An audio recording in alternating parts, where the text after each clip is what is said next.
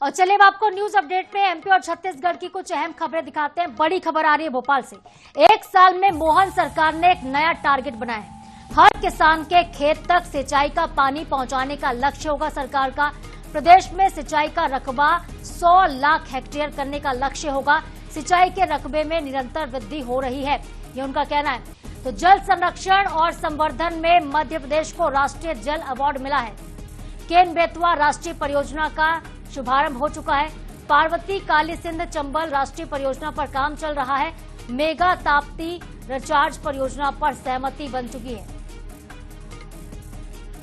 तो किसानों के हित में इस बार एक बड़ा फैसला और एक नया टारगेट, एक नया लक्ष्य रखा गया है मोहन सरकार की तरफ से। सिंचाई का रकबा बढ़ाने के लिए लगातार काम सरकार कर रही है। सिंचाई के रकबे में निरंतर वृद्धि होगी, इसके लिए भी काम होगा।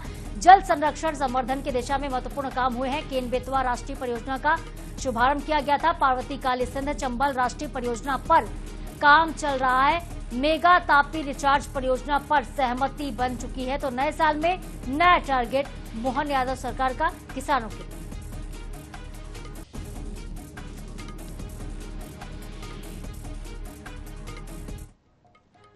और बढ़ेंगे आगे, बात करते हैं भोपाल की। नया साल कृषि आधारित उद्योगों के नाम होगा। 2026 को कृषि आधारित उद्योग वर्ष के तौर पर मनाया जाएगा। 2025 में उद्योग और निवेश के क्षेत्र में काम किए गए हैं। विकसित मध्य प्रदेश के संकल्प के साथ काम 2026 में होगा। तो नया साल, नया टारगेट, नया साल कृषि आधारित उद्योगों के नाम होने वाले हैं। 2026 को कृषि आधारित उद्योग वर्ष के तौर पर मनाया जाएगा। 2025 में उद्योग पर और निवेश के क्षेत्र में जिस तरह से काम हुआ, हमने देखा कितने इन्वेस्टर समिट हुए थे, रीजनल कॉन्क्लेव्स हुए थे, ग्लोबल इन्वेस्टर्स कॉन्क्लेव भी हुए थे। कुल मिलाकर इस बार भी उद्योगों पर सरकार का फोकस होगा और कृषि पर भी खासतौर पर फोकस होगा। तो 2025 में जिस तरह से निवेश को लेकर काम हुए, इन्वेस्टर्स के साथ मीटिंग्स हुई हैं, जिस तरह से मध्य प्रदेश में निवेशकों ने बढ़ चढ़कर भागीदारी निभाई है। डॉक्टर मोहन यादव विदेशों तक भी गए, दूसरे राज्यों तक भी गए और निवेश को लाने का मध्य प्रदेश में काम किया था। अब ठीक इसी तरह से 2026 में विकसित मध्य प्रदेश का टारगेट होगा। नया साल आपका कृषि और उद्योगों के नाम होगा। कृषि पर आधारित उद्योगों के नाम होगा। कृषि पर जितने एग्रीकल्चर बेस्ड उद्योग हो सकते हैं, इंडस्ट्रीज हो सकती हैं, उस पर सरकार का फोकस होगा। विकसित मध्य प्रदेश के दिशा में एक और बड़ा टारगेट, जिसको अचीव करने के लिए सरकार काम करेगी।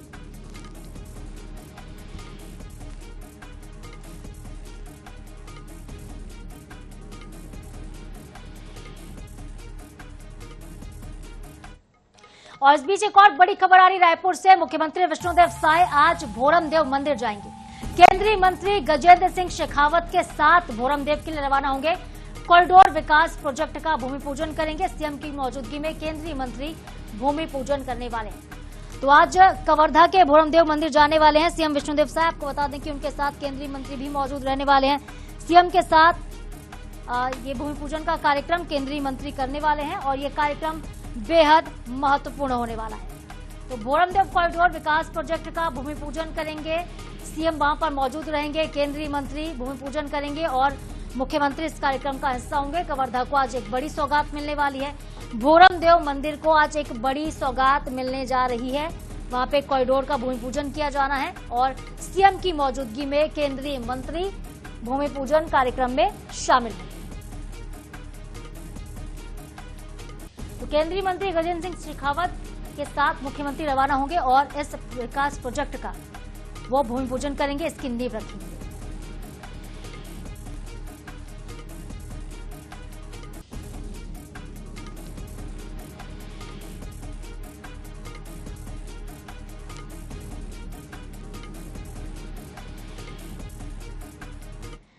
आज के दौर में जमीन को लेकर जहां पर रिश्तों का कत्ल हो जाता है, वहीं पर सरायपाली के फारूक हुसैन ने इसके उलट कारनामा कर दिया। फारूक हुसैन ने अपने पिता स्वर्गीय हाजी निसार हुसैन की स्मृति में 5 दिसंबर से ज्यादा की जमीन एक वृद्धाश्रम को और गरीब बच्चों के लिए छात्रावास के लिए दान कर दी। बता दें कि आश्रम का नाम है समर्पण वृद्धाश्रम। अपना घर, ताकि बेसहारा बुजुर्गों को अपनों जैसा सम्मान और गरीब बच्चों को सुरक्षित वातावरण मिल सके। भूमि दान के साथ साथ फारूक हुसैन ने महिला सशक्तिकरण और शिक्षा के क्षेत्र में भी कई कार्य किए हैं। उन्होंने एक आवश्यक नर्सिंग छात्रा के लिए लाखों रुपए की फीस जमा कर दी थी। 6 अन्य छात्राओं को आर्थिक संबल प्रदान किया, उनको आत्मनिर्भर बनाने के लिए मदद की। समाज के प्रति हुसैन परिवार का ये सहयोग दिखा रहा है कि जब उद्देश्य नेक हो तो धर्म और जाति की दीवारें खुद ब खुद गिर जाती हैं।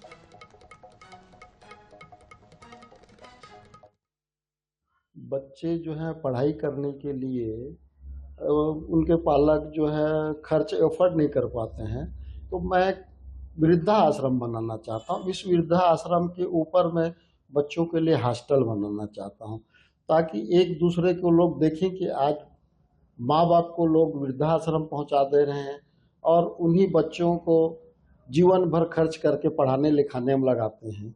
इसलिए मैं दोनों की कॉम्बिनेशन को एक साथ रखना चाहता हूँ। मैं इसलिए एक वृद्धा आश्रम बना रहा हूँ, क्योंकि सर्व हिताय काम मेरे पापा करते थे, उनके याद में मैं ये काम करना चाह रहा हूँ। सर, अभी तक निर्माण कार्य कहाँ तक रुकी हुई है, क्या कारण रहा? अभी तक तो कोई निर्माण नहीं हो पाई है। मैं खुद थोड़ी सी लापरवाही बरता हूँ उसमें। जो दान किया गया था जमीन कितनी? 5 डिसमिल जमीन है, वो जमीन है आज की तारीख में वो होले 20 लाख रुपए की संपत्ति होती है, वो है ना, अच्छे लोकेशन में है। आपने किसी शासकीय दफ्तर या किसी नेताओं की मदद? नहीं, अभी तक तो मैं किसी के मदद के लिए गुहार भी नहीं लगाया था। मैं अपने स्तर में कर रहा था मैं उस काम को, है ना। और ये जो है कि व्यक्ति तब एक समाज के लिए था कि सर्व समाज के लिए? ये सर्व समाज के लिए, सर्वहिताय करना चाहता हूँ सर मैं।